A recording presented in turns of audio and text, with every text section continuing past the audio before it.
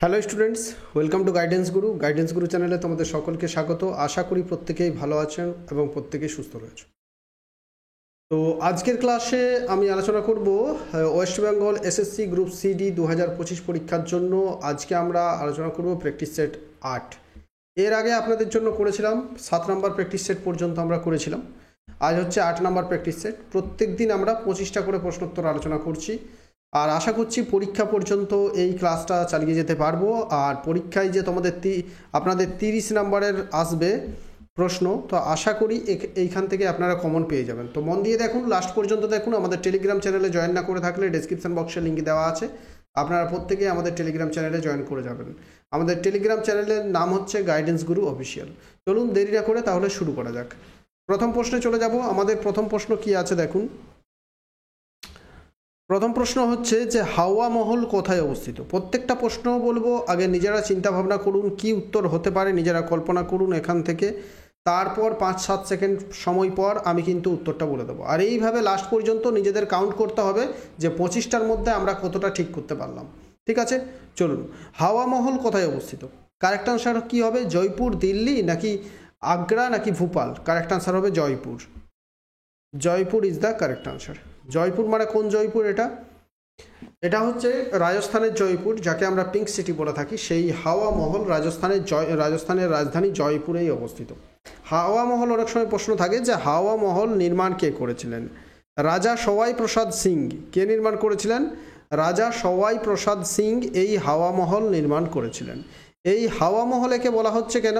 প্রায় 5 তলা বিশিষ্ট এই হাওয়া মহলটিতে প্রায় 950 কতগুলো আছে? প্রায় 950 জানালা আছে। 950 জানালা আছে। সেই জানালা দিয়ে অনবরত সবসময় হাওয়া ঢুকতে থাকে, সেই জন্য ভিতর পুরো ঠান্ডা থাকে।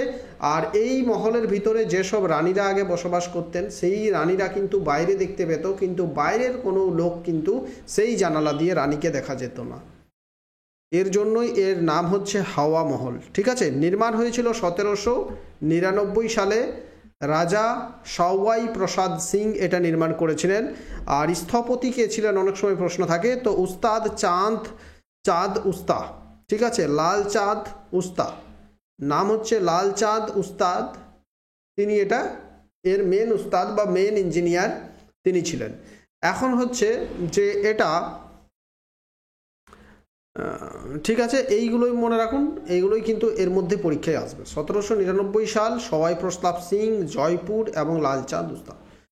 তাহলে নেক্সট প্রশ্নে যাব। ক্লাস ভালো লাগলে অতি অবশ্যই ক্লাসটা লাইক করুন, আপনার বন্ধুদের সাথে যারা রয়েছেন আরও যারা এই পরীক্ষা দেবেন তাদের মধ্যে শেয়ার করে দিন। আরেকটা কথা, আজকেই কিন্তু বিভিন্ন চাকরির জন্য যে সংবাদপত্রগুলো বেরিয়ে থাকে, কর্মসংস্থান বা এই সব, এখানে বলা হয় যে 40,000 শূন্যপদ বেরোবে খুব শীঘ্রই, এবং গ্রুপ সিডির জন্য নতুন করে শূন্যপদ বেরোবে এবং নতুনরাও বসতে পারবে। সেই জন্য ক্লাসটা আমরা আরও জোর কদমে চালিয়ে যাব। তো নেক্সট প্রশ্ন দেখুন কি আছে। আর ক্লাসের মাঝে একটা গুরুত্বপূর্ণ বিষয় আপনাদের বলবো, সেটাও মন দিয়ে একটু শুনে নেবেন। দেখুন, 2 নম্বর, নিম্নের কোনটি হলো ভারতের প্রথম বায়োস্ফিয়ার রিজার্ভ? ভারতের যে বায়োস্ফিয়ার রিজার্ভগুলো আছে, সেই বায়োস্ফিয়ার রিজার্ভের মধ্যে ভারতের কোনটি হচ্ছে ভারতের প্রথম বায়োস্ফিয়ার রিজার্ভ? তো অপশান এতেই দেখুন, নীলগিরি বায়োস্ফিয়ার রিজার্ভ, এটা হচ্ছে ভারতের প্রথম বায়োস্ফিয়ার রিজার্ভ। এটা তৈরি হয়েছিল 1986 সালে। এটা হচ্ছে ভারতের প্রথম বায়োস্ফিয়ার রিজার্ভ, তৈরি হয়েছিল 1986 সালে। এটা কর্ণাটক, তামিলনাড়ু এবং কেরালা এই 3টি রাজ্যেই কিছু কিছু অংশে মিলিতভাবে এটা রয়েছে, নীলগিরি বায়োস্ফিয়ার রিজার্ভ। এটা আপনাদের আমি পড়িয়েছিলাম যে পূর্বঘাট পর্বতমালা এবং পশ্চিমঘাট পর্বতমালা কোথায় মিলিত হচ্ছে? নীলগিরি পর্বতে মিলিত হচ্ছে। আর এই নীলগিরি যে পর্বত, সেটা তামিলনাড়ু, কর্ণাটক, কেরালা 3টি রাজ্যের মধ্যেই কিছুটা কিছুটা করে রয়েছে। তো এই নীলগিরি পর্বতকে বেষ্টন করেই রয়েছে নীলগিরি বায়োস্ফিয়ার রিজার্ভ। ঠিক আছে, এটা ভারতের প্রথম বায়োস্ফিয়ার রিজার্ভ। 3 নম্বর প্রশ্নে চলে যাব। সম্প্রতি কে মার্চ 2025 সালে প্রধানমন্ত্রী নরেন্দ্র মোদীর নতুন ব্যক্তিগত সচিব নিযুক্ত হয়েছেন? মোস্ট ইম্পর্ট্যান্ট প্রশ্ন, নতুন ব্যক্তিগত সচিব কে নিযুক্ত হয়েছেন? তো দেখুন, মনে রাখবেন যে প্রধানমন্ত্রী নরেন্দ্র মোদীর একজন চিফ সেক্রেটারি বা প্রধান সচিব থাকবেন, একজন প্রধান সচিব 2 থাকেন, আরেকজন প্রাইভেট সেক্রেটারি বা ব্যক্তিগত সচিব থাকেন। তো এবারে প্রাইভেট সেক্রেটারি বা ব্যক্তিগত সচিব নিযুক্ত হয়েছেন নিধি তিওয়ারি। আর রিসেন্টলি প্রধান সচিব 2 চিফ সেক্রেটারি 2 হিসেবে নিযুক্ত হয়েছেন প্রাক্তন রিজার্ভ ব্যাংকের গভর্নর শক্তিকান্ত দাস। ঠিক আছে, শক্তিকান্ত দাস। তো কারেন্ট অ্যাফেয়ার্সের প্রশ্ন এগুলো ইম্পর্টেন্ট পরীক্ষার জন্য। 4 নম্বর প্রশ্ন হচ্ছে 59তম জ্ঞানপীঠ পুরস্কার 2025 দ্বারা কাকে সম্মানিত করা হয়েছে? জ্ঞানপীঠ পুরস্কার ভারতের সাহিত্যে একটা অতি গুরুত্বপূর্ণ ভারতীয় সাহিত্যের সর্বোচ্চ পুরস্কারগুলির মধ্যে উল্লেখযোগ্য হচ্ছে জ্ঞানপীঠ পুরস্কার। এবারে যে 59তম জ্ঞানপীঠ পুরস্কার, সেই 59তম জ্ঞানপীঠ পুরস্কার প্রদান করা হয়েছে বিনোদ কুমার শুক্লাকে। Option B is the correct answer. আর এই যে জ্ঞানপীঠ পুরস্কার, এটা প্রথম প্রদান করা হয়েছিল কবে? 1961 সালে। আর এটা 2024 সালের জন্য দেওয়া হলো বিনোদ কুমার শুক্লাকে, 2023 সালের জন্য দেওয়া হয়েছিল গুলজারকে, উর্দু কবি গুলজার। গুলজারের নাম আপনারা হয়তো প্রত্যেকেই জানেন, গুলজারের নাম। ঠিক আছে, যারা বলিউডে রয়েছে, গুলজারের প্রচুর গান ডায়লগ রয়েছে। ঠিক আছে, তো বিনোদ কুমার শুক্লা। আর আমাদের বাংলা সাহিত্য থেকে কতজন জ্ঞানপীঠ পুরস্কার পেয়েছেন আমি কয়েকজনের নাম আপনাদের বলে দিচ্ছি। যেমন তারাশঙ্কর বন্দ্যোপাধ্যায়, বিষ্ণু দে, আশাপূর্ণা দেবী। ঠিক আছে, আশাপূর্ণা দেবী প্রথম মহিলা হিসেবে জ্ঞানপীঠ পুরস্কার পেয়েছিলেন। সুভাষ মুখোপাধ্যায়, মহাশ্বেতা দেবী, শঙ্খ ঘোষ, এনারা প্রত্যেকেই জ্ঞানপীঠ পুরস্কার পেয়েছেন। ঠিক আছে, চলে যাবো পরবর্তী প্রশ্নে। তার আগে বলে রাখবো, আমাদের পেড ব্যাচে যদি জয়েন হতে চান তাহলে পেড ব্যাচে জয়েন হতে পারবেন। পেড ব্যাচে আমাদের নোটিফিকেশন বেরোবে এই পরীক্ষার জন্য। নোটিফিকেশন বেরোনোর পর প্রত্যেক দিন সপ্তাহে 2টি করে ক্লাস দেওয়া হবে। সপ্তাহে 2টো করে, একটা জিকের ক্লাস, একটা কারেন্ট অ্যাফেয়ার্সের ক্লাস আমরা আমাদের পেড গ্রুপে করাবো। সঙ্গে এই যে ইউটিউবের ক্লাস হচ্ছে, এই ইউটিউবের প্রত্যেকটা ক্লাস যেমন চলছে তেমনই চলতে থাকবে এবং এর পিডিএফগুলো সেখানে পেয়ে যাবেন। এবং কারেন্ট অ্যাফেয়ার্স 2024 সালের কারেন্ট অ্যাফেয়ার্স এবং যা কারেন্ট অ্যাফেয়ার্সের স্টাডি মেটেরিয়াল লাগবে, জিকের স্টাডি মেটেরিয়াল লাগবে, এই পেড গ্রুপে আপনারা পেয়ে যাবেন। তো যদি অ্যাডমিশন হতে চান, পেড গ্রুপে যুক্ত হতে চান, তাহলে আমাদের এই যে নাম্বার 7001-501-393, এই নাম্বারে হোয়াটসঅ্যাপ করুন। ফোন করবেন না, ফোন খুব বেশি দরকার না হলে ফোন করবেন না, কারণ প্রচুর ফোন আসে, তো ফোন রিসিভ করার তো আমাদের সেরকম কেউ থাকে না। তো সেজন্যই একটু দয়া করে বলছি, হোয়াটসঅ্যাপে মেসেজ করবেন। 5 নম্বর হচ্ছে কোন ভিটামিন মানুষের প্রস্রাবের সাথে নির্গত হয়? মোস্ট ইম্পর্টেন্ট প্রশ্ন, বিভিন্ন সময় বিভিন্ন পরীক্ষায় কিন্তু এই প্রশ্নটা এসে থাকে। কোন ভিটামিন প্রস্রাবের সাথে নির্গত হয়? দেখুন, যখনই ভিটামিন চ্যাপ্টার পড়বেন মনে রাখবেন যে 2টো ভিটামিন আছে, যেমন বি এবং সি। এবং বি এবং সি এই 2টো ভিটামিন হচ্ছে জলে দ্রবণীয়, এবং vitamin A, vitamin D, vitamin E, vitamin K, এইগুলো হচ্ছে স্নেহ পদার্থে দ্রবণীয় বা তেলে দ্রবণীয়। তো যে 2টি ভিটামিন জলে দ্রবণীয় আছে, সেই সব ভিটামিনগুলো মানুষের মূত্রের সঙ্গে অনেকাংশে বেরিয়ে যায়, সেগুলো মানুষের শরীরে জমা হয় না, মূত্রের সঙ্গে বেরিয়ে যায়। তো ভিটামিন বি এবং সি, ভিটামিন বি এর মধ্যে আছে যেমন vitamin B1, vitamin B2, riboflavin, সব ভিটামিনগুলো, এবং ভিটামিন সি। ঠিক আছে, দেখুন প্রশ্ন আছে পরীক্ষায় যে ভিটামিন সি এর রাসায়নিক নাম কি? Ascorbic acid. ভিটামিন এ এর রাসায়নিক নাম কি? রেটিনাল। ঠিক আছে, আর এদের কার অভাবে কি রোগ হয় এগুলোও পরীক্ষায় আসে। ভিটামিন বি এর অভাবে, ভিটামিন এ এর অভাবে, ভিটামিন সি এর অভাবে যেমন স্কারভি রোগ হয়ে থাকে, ভিটামিন এ এর অভাবে রাতকানা রোগ হয়ে থাকে, ভিটামিন ডি এর অভাবে অস্টেমেলিসিয়া রিকেট রোগ হয়ে থাকে। তো এগুলো পরীক্ষায় আসে। এই প্রশ্নের উত্তর হয়ে গেল option C, vitamin C is the correct answer. 6 number প্রশ্নে চলে যাব। সম্প্রতি কে আইপিএল এর ইতিহাসে দ্বিতীয় সবচেয়ে দ্রুততম শতরান করে রেকর্ড করলেন? দ্বিতীয়, অর্থাৎ তিনি 35 বলে 100 রান করে রেকর্ড গড়েছেন কে? এর আগে রেকর্ড ছিল ক্রিস গেইল। ফার্স্ট, তিনি সবচেয়ে কম বলে রান করেছেন, আমার যদ্দূর মনে পড়ছে হয়তো 32 বলে করেছেন তিনি। তো তিনি হচ্ছেন সবচেয়ে 35 বলে করেছেন, দ্বিতীয় সবচেয়ে দ্রুততম, এবং তিনি হচ্ছে সবচেয়ে কম বয়সী খেলোয়াড় আইপিএলের। নাম হচ্ছে বৈভব সূর্যবংশী, মাত্র 14 বছর বয়সী।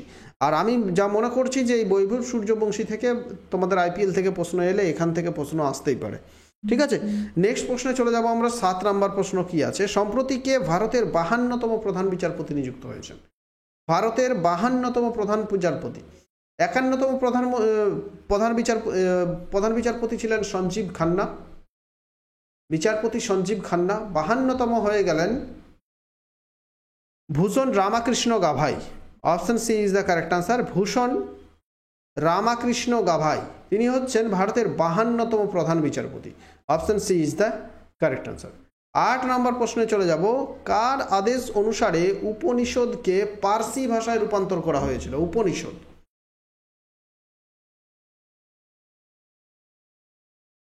উপনিষদকে পার্সি ভাষায়, উপনিষদ লেখাটা ছিল সংস্কৃত ভাষায়, সেটা কিন্তু মোগলরা পড়ে উদ্ধার করতে পারছিল না বা তারা বুঝতে পারছে না যে এখানে কি লেখা আছে, সেই জন্যই সেটাকে পার্সি ভাষায় রূপান্তর করেছিলেন দারা শিকো।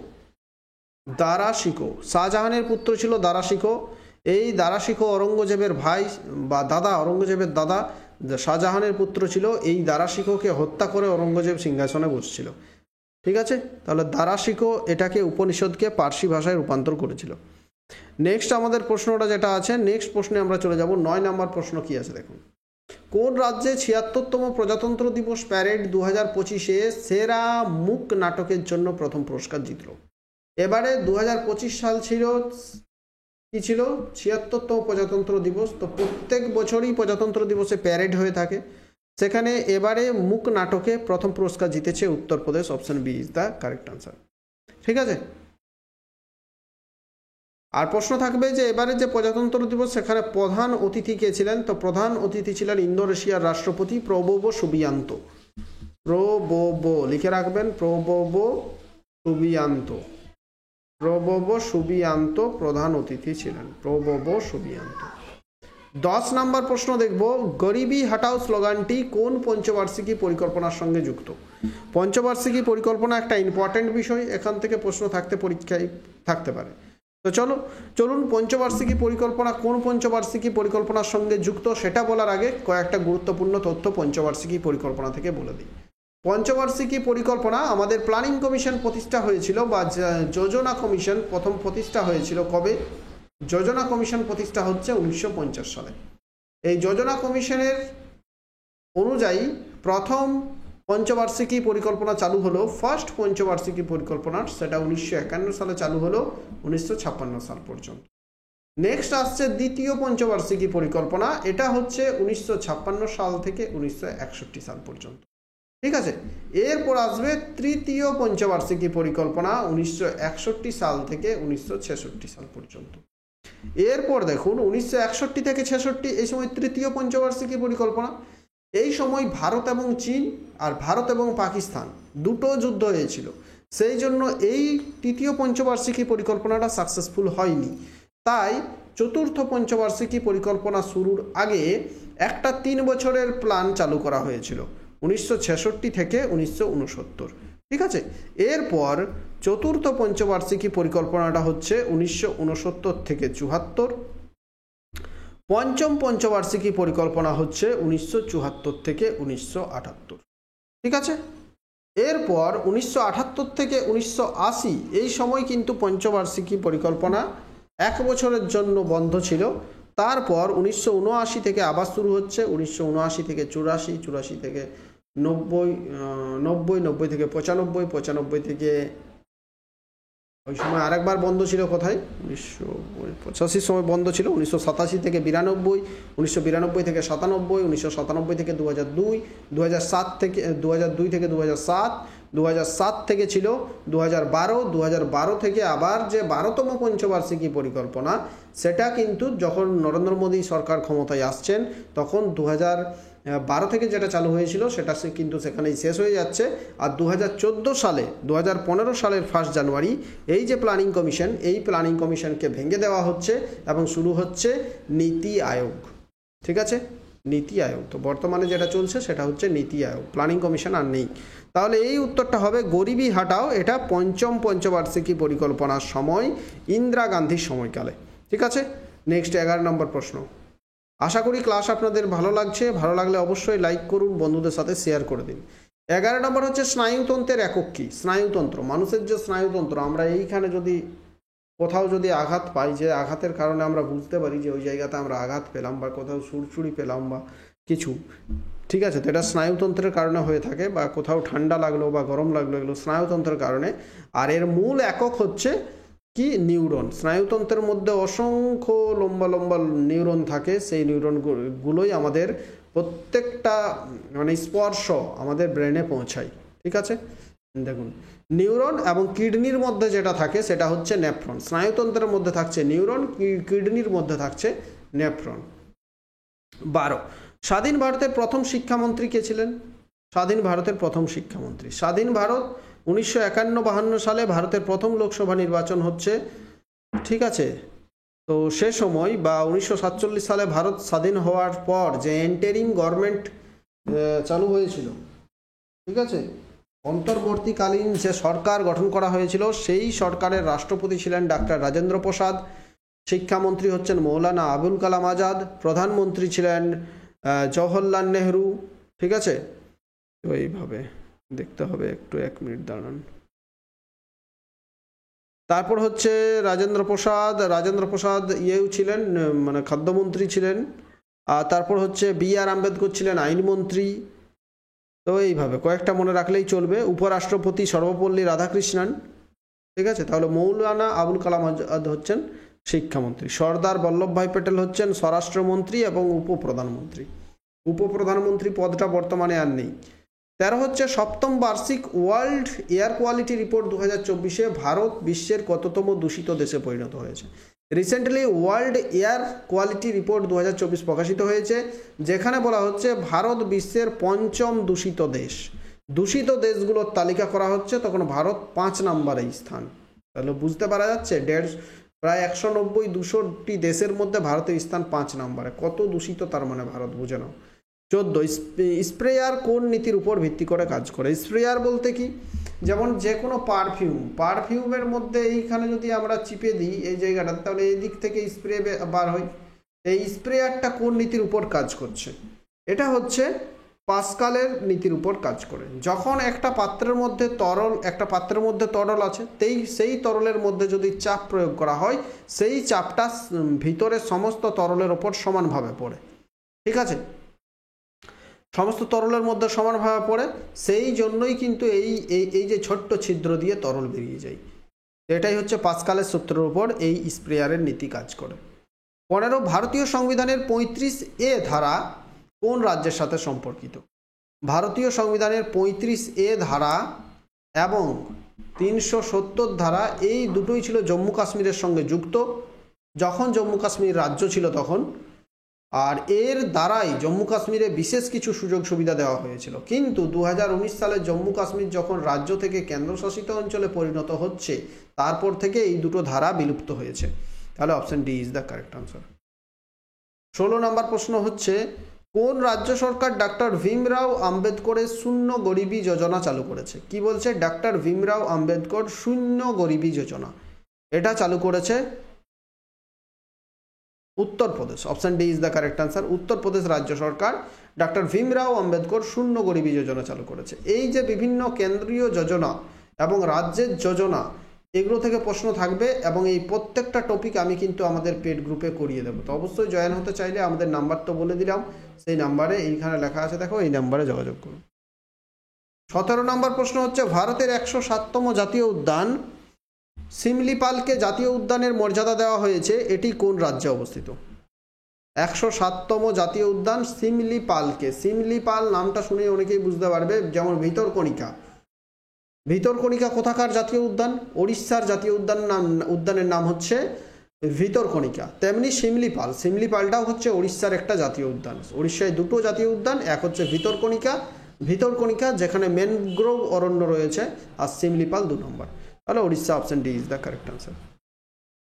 18 নম্বর প্রশ্ন হচ্ছে, কুচিপুড়ি কোন রাজ্যের classical dance? Kuchipudi classical dance বলতে কি, শাস্ত্রীয় বা ধ্রুপদী নৃত্য। ভারতে মনে রাখবেন 8টি ধ্রুপদী নৃত্য আছে।